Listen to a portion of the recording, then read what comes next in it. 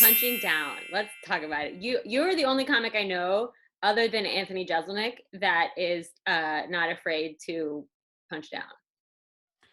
Punching down meaning like to Meaning make fun of people who are beneath you? well, maybe that's not the way to say it. Meaning, like, you're not afraid to talk about being privileged. Obviously, you're not as mean as Anthony Jeselnik. Correct. Yeah, I kind of make a joke about it, but it's not something I started out doing. What happened was when I was doing comedy, I'd go on stage and then every comedian who followed me would make fun of me and be like, "Can you believe that fucking Winklevoss twin?" or something, and you're like, "Well, if they're going to get laughs for things about me, then I might as well get them myself." Yeah. And then sort of just leaned into it, but I don't know. I'm not actually a bad dude. No, I think it's refreshing just because it, I feel like something similar is kind of happening to me. So I was a writer for a long time, and then I moved back from LA, and I lost my agent. So I was like, I gotta just start fucking saying this stuff myself. And so for the first couple of years, I would like dress pretty grungy and like say whatever I thought people wanted to hear, which wasn't even really true. I'd be like, oh my God, I got so drunk last night and hooked up with so many dudes. Not true. I don't drink. Like I like stay at home, like whatever. And then I had a spot that was right before I was gonna meet a dude's mother at a club, like a guy I was dating. So I was wearing like a little blazer and everything. And so I just started like playing into being like a gossip girl type of like I said, I know I look like I just came from bullying a fat girl, but she tried to sit with me. And people liked it. So I was like, maybe I can lean into this. Like Absolutely. You got to be true to yourself. I worry about coming off as an asshole, but like it's a character. I think people are more willing to like a funny asshole than they are to laugh at somebody who's nice but isn't funny. I like that. I like that. Yeah. How do you define success? Goodness. It's being paid.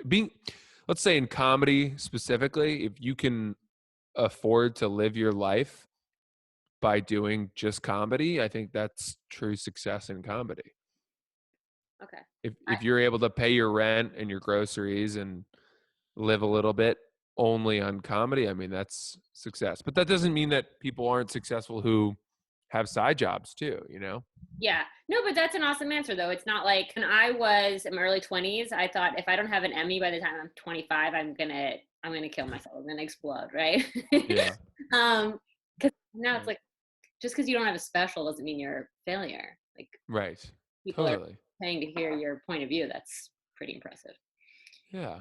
So I come from a big Harvard family. I didn't go to Harvard. So Huh. yeah. What were you in a finals club? I was in AD. I don't know about that one. That one was sort of the gentleman jock club. Mm. Were you on the Lampoon? I wish I had. I never tried out for it. I didn't understand what it was until like my junior year. And I also had no aspirations of being a comedian or a writer or anything until late into my senior year. So it didn't line up. And I also thought I didn't have time to try for it with lacrosse. But it's the regret of my time at Harvard that I never got involved or even tried to Yeah. do it. 'Cause my next question was going to be about what's inside the castle, but It's cool. I've been to some parties there.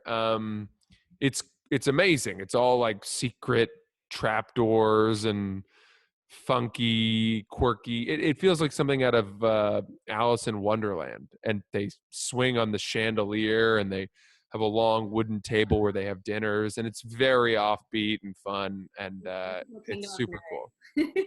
Yeah. um, why do you think so many Lampoon writers end up fast tracking it in comedy?